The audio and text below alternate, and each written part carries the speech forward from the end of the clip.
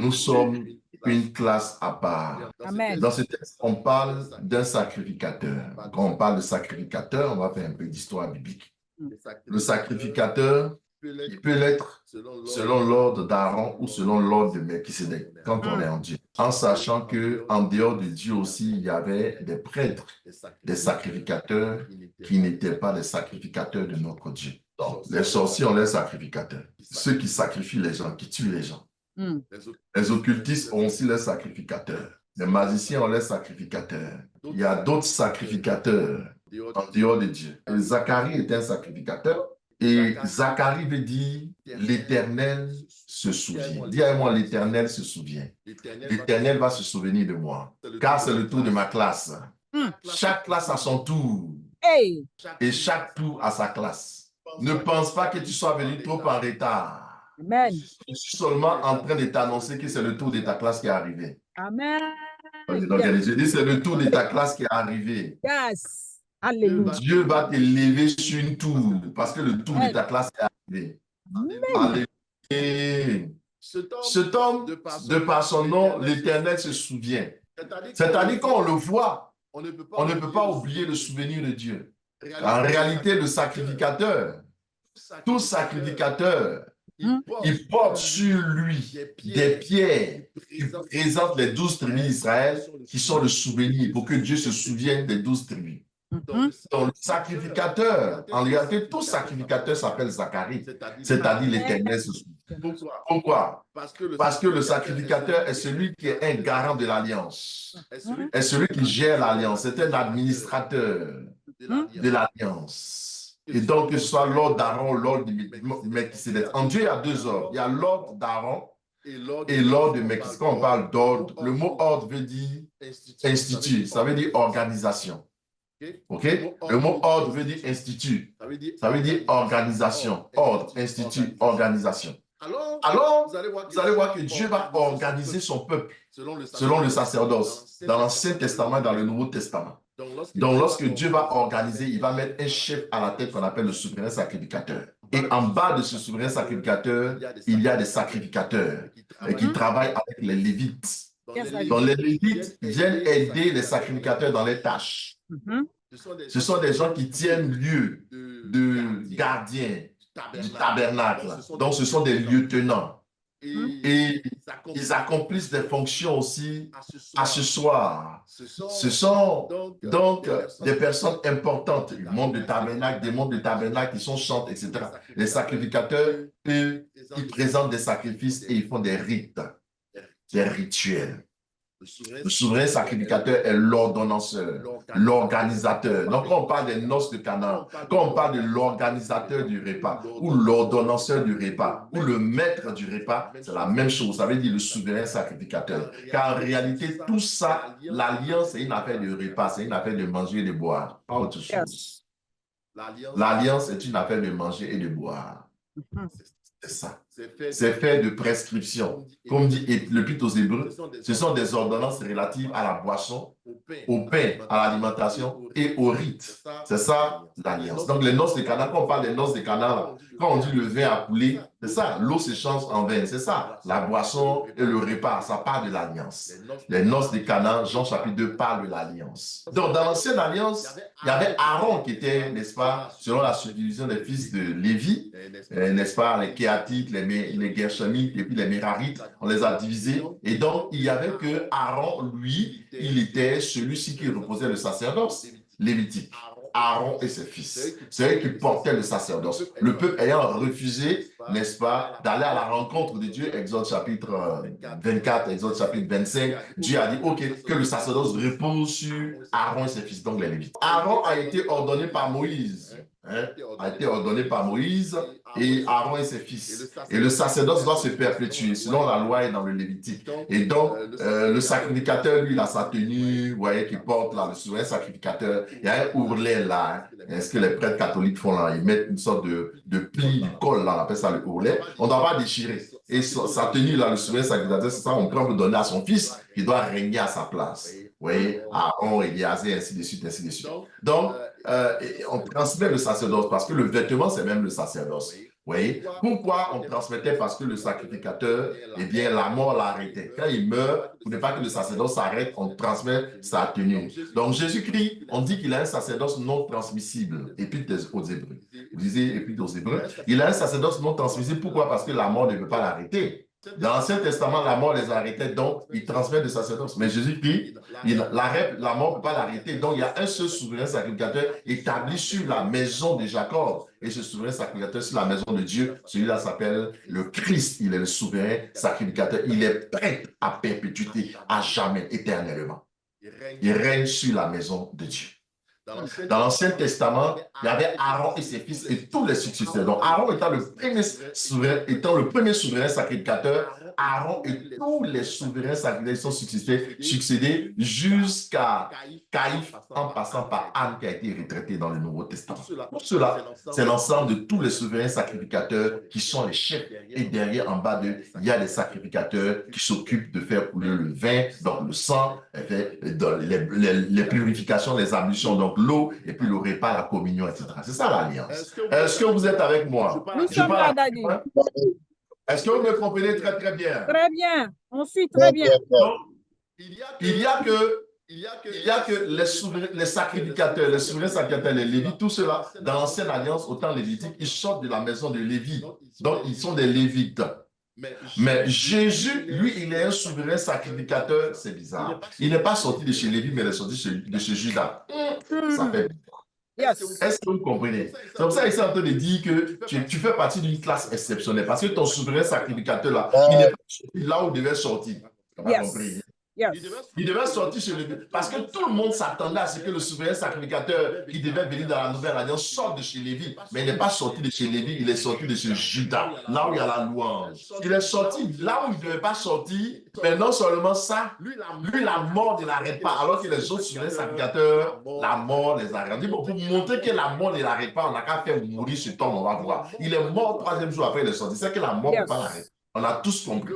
Le problème, ce n'est pas de mourir. Le problème, c'est de rester dans les entrailles de la mort. Je décrète que tu ne resteras pas dans les entrailles de la mort. Tu ressusciteras. Tu seras élevé. Tu seras assis à la droite de Dieu le Père. La mort ne prévaudra pas contre toi. La mort ne prévaudra pas contre toi. Le séjour des morts ne prévaudra pas contre toi. Car toi, tu es élevé.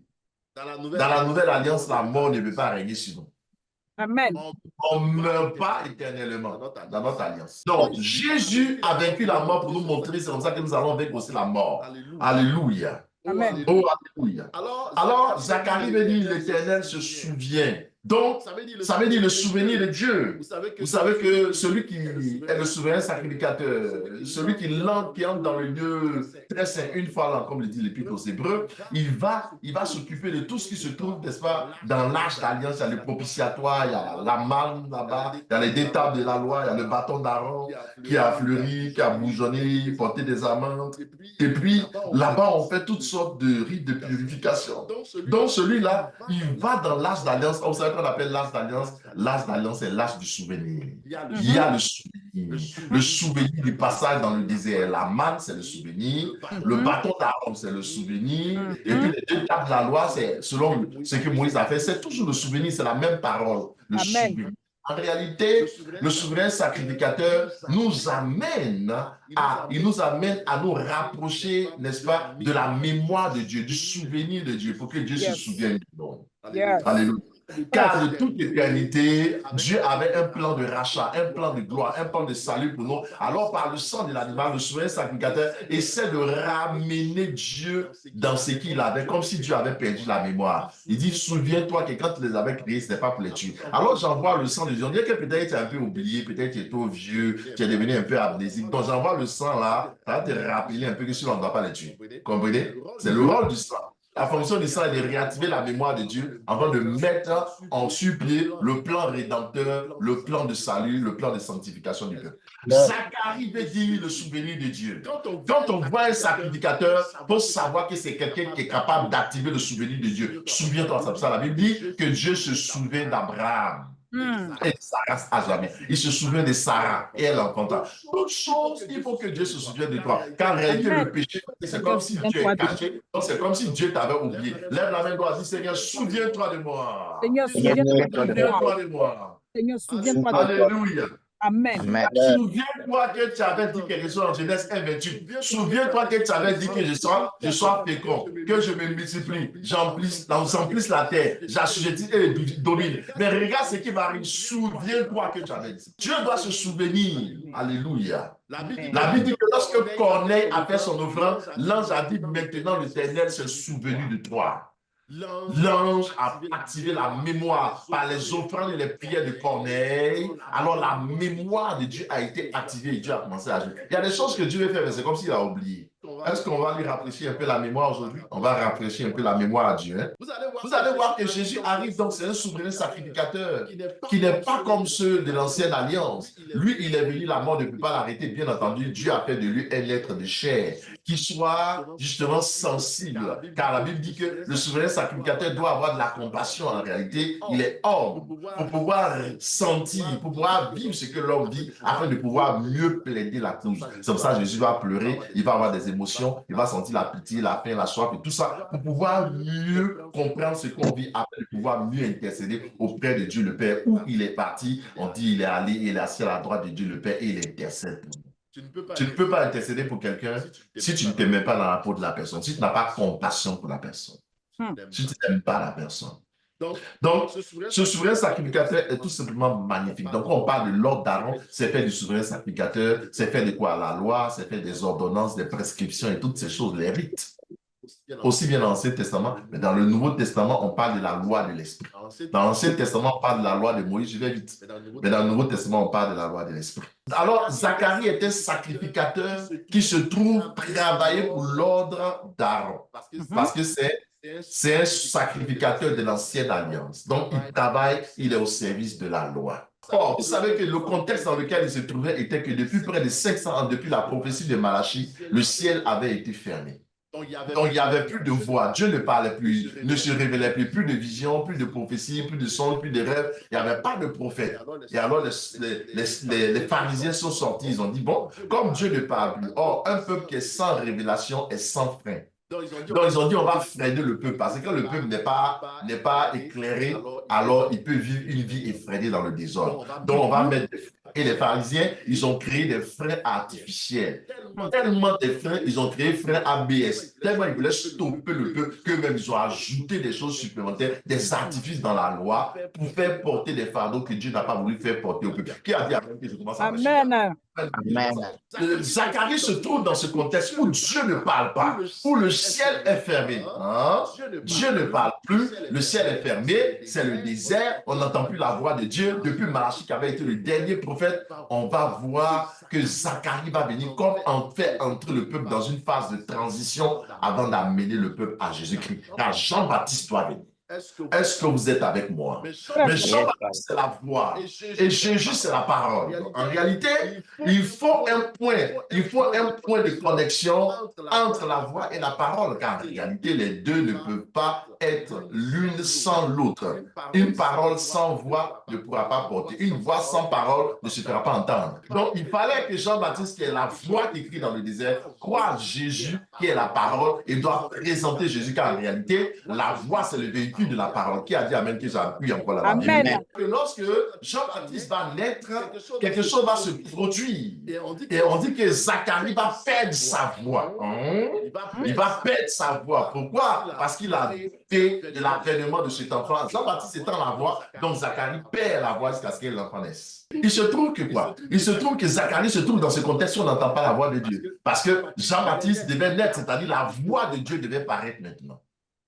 On savait dire avant que Jean-Baptiste naisse, c'est-à-dire c'est dans une condition, ça décrit exactement l'environnement dans lequel il vivait, où Israël il vivait, mais sans la voix de Dieu.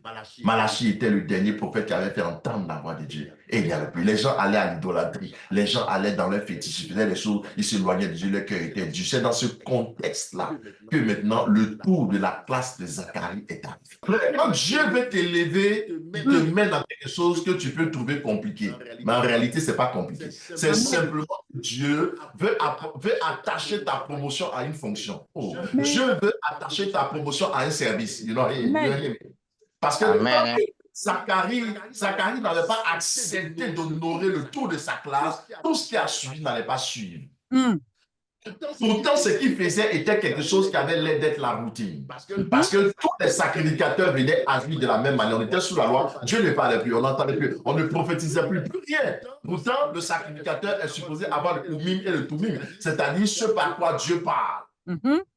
Et pourtant, ils avaient le Oumim et le Toumim, mais Dieu ne parlait plus. Nous nous trouvons un peu dans cette circonstance dans les temps que nous traversons maintenant. Nous avons l'impression que Dieu ne parle plus. Donc, on a l'impression que les gens font beaucoup de bruit, mais on n'entend pas Dieu parler. On n'entend pas la vraie parole de Dieu. C'est dans ces contextes que Dieu veut sortir des prophètes comme Jean. Dieu veut faire sortir des prophètes, des gens qui sont la voix de Dieu, des gens qui sont des porte-paroles, des gens qui sont des porte-voix. C'est un temps, c'est une saison dans laquelle Dieu veut faire sortir dans le désert où on n'entend plus la voix de Dieu, des hommes qui sont l'écho de la voix de Dieu. Je parle de toi, hein? Je parle de toi. My God. Amen. My Amen. God. Amen. Bien-aimé, alors, ce qui va se passer, c'est quoi? C'est que ce Zacharie, il fait partie de la classe d'Abia. Abia avait dit l'Éternel est Père. Zacharie veut dire Dieu se souvient. Et donc, vous savez que David, je vais aller très vite, dans le livre de Chroniques, si vous lisez, vous allez voir que David avait organisé les sacrificateurs en 3 grands groupes, c'est-à-dire ceux qui étaient descendants de Merari, ceux qui étaient descendants de Gershom, et ainsi de suite. Il les avait séparés, selon les fils de Lévi, il les avait organisés en 3 grands groupes, mais surtout, il les avait organisés à la fin en 24 pères, patriarches, selon la maison de leur père, 24. De telle sorte que les 24 là, chefs, qui étaient les pères, étaient à la tête de chaque classe. Donc, il y avait 24 classes de sacrificateurs. Et la classe d'Abia, Abia fait partie d'un des chefs, n'est-ce pas, de ces 24, parmi ces 24, eh bien, qui vont être à la tête de ces classes. Et pourquoi David a fait ça? Lorsqu'on dit un jour sont comme 1000 ans aux yeux de l'Éternel, et 1000 ans sont comme un jour. Quand on parle de un jour, là, on parle du jour qui ne finit jamais. On parle de l'éternité. Quand on parle de 1000, c'est ce qui ne finit pas. Amen. On dit jour 1 de la création, jour 2 de la création, jour 3, jour 4, jour 5, jour 6, jour 7 de la création. Ce n'est pas en fait les jours de l'heure chrono. Ce n'est pas 24 heures chrono. Ce n'est pas 24 heures chrono. Le temps ici n'est pas le temps qui est mesuré par le soleil, parce que le temps chrono nous est donné par le soleil, le mouvement du soleil. Vous êtes avec moi? Yes. Vous êtes avec moi? C'est à partir de J4, à partir de J4, le 4e jour de la création, quand il a fixé le luminaire, le soleil et la lune, c'est là où on a commencé à voir le temps chrono. Le temps chrono, c'est mesuré à partir de J4. Mais avant J4, le temps chrono n'était pas là. On était dans le temps de l'éternité. Donc, le jour 1 dont on parle, où Dieu a dit que la lumière soit et la lumière fut. Il lit les ténèbres, il lit la lumière. Ce jour 1 là, ce premier jour là, c'est le même que le dernier jour qui va nous voir entrer. Quand on parle du jugement dernier, c'est le jugement qui nous fait entrer dans le dernier jour comme le premier jour. On parle de l'éternité. Parce que la lumière dont on parle n'était pas la lumière du soleil, que la lumière soit. Les ténèbres dont on parle n'étaient pas les ténèbres de minuit. Totalement. Parce qu'il y avait les ténèbres spirituelles, il y avait la lumière spirituelle. C'est ça qui parle. Est-ce que vous êtes avec moi? Vous êtes avec moi? Donc, ce jour-là, c'est l'éternel. Ce jour-là, c'est comme 1000 ans aux yeux de l'éternel. Un jour qui ne finit pas. Ce jour eschatologique, ce jour d'éternité. Et ce jour-là, c'est 24 heures, mais ce n'est pas 24 heures chrono. Vous êtes avec moi? Yes. C'est 24 heures, mais ce n'est pas 24 heures chrono. Vous savez, le problème que l'homme a, surtout le problème que les fils du royaume ont souvent, c'est parce que souvent, ils sont tellement naturels qu'ils interprètent les choses de Dieu naturellement. C'est ce qu'il ne faut pas. Il ne faut pas interpréter les choses de Dieu naturellement. Il faut passer par la nature pour comprendre les choses spirituelles, mais on ne peut pas interpréter naturellement les choses de Dieu. Yes. Oui, je vous dis pourquoi je suis en train de dire. Les gens disent que l'éternité, c'est l'absence de temps. Ce qui est faux, absolument faux. L'éternité n'est pas l'absence de temps. Est-ce que je parle à quelqu'un? Yes. L'éternité n'est pas l'absence de temps. Bien au contraire, on dit éternel. Éternel veut dire que c'est une durée sans fin. Mais si l'éternité était l'absence de temps, pourquoi est-ce que l'éternité s'appelle le jour? On appelle le jour. On dit jour là, c'est pas temps. C'est temps. C'est parce qu'il y a un jour dans le spirituel qu'il y a un jour dans le naturel, je vous ai dit ça. C'est parce qu'il y a un jour dans la dimension spirituelle qu'il y a un jour chrono. C'est parce qu'il y a une nuit dans le spirituel qu'il y a une nuit ici. Donc, tout ce que vous voyez là a été fait à partir de ce qu'on ne voit pas. C'est tout. C'est parce que là, on ne voit pas. Le temps de Dieu ne s'égrène pas comme notre temps, c'est tout. Mais pourquoi est-ce qu'il dit, après que le temps chrono se soit arrêté, qu'on rentre dans l'éternité? Apocalypse chapitre 21. Pourquoi il dit l'arbre de vie produit 12 fruits dans Apocalypse chapitre 22? Pourquoi l'arbre de vie produit 12? Donc il y a encore un an. Là. On dit produit 12 fruits l'an. Il y a un an dans l'éternité. On parle au jour du Seigneur. On parle de l'heure. C'est l'heure. Pourquoi? Parce que l'éternité est faite d'heures. L'éternité est faite de mois. L'éternité est faite d'une année. Mais ce n'est pas mesurable par le chrono. Pourquoi on appelle l'ancien des jours? S'il n'y a pas le temps là-bas, pourquoi il a duré là-bas? La notion du temps n'est pas seulement matérielle. La notion du temps n'appartient pas à ce monde, à l'existence. Le temps échappe à la notion même. Il y a un temps qui échappe à la notion de l'existence. Vous voyez? Vous comprenez ce que ça veut dire? Pourquoi il est ancien? Pourquoi il est vieux? Pourquoi il porte des cheveux blancs? À cause de l'effet du temps. Mais le temps qui est là-bas n'est pas le temps d'ici, c'est tout. Quand on dit au commencement, c'est le commencement de quoi? C'est pas Dieu qui a commencé, car il était avant le commencement. Lui ne commence jamais. Le commencement est mis par rapport à une référence pour entrer dans l'existence. C'est pas par rapport à lui, c'est par rapport à nous. Quand on parle de commencement, on rattache à un temps. On appelle l'éternel. Il est dans le temps de l'éternité.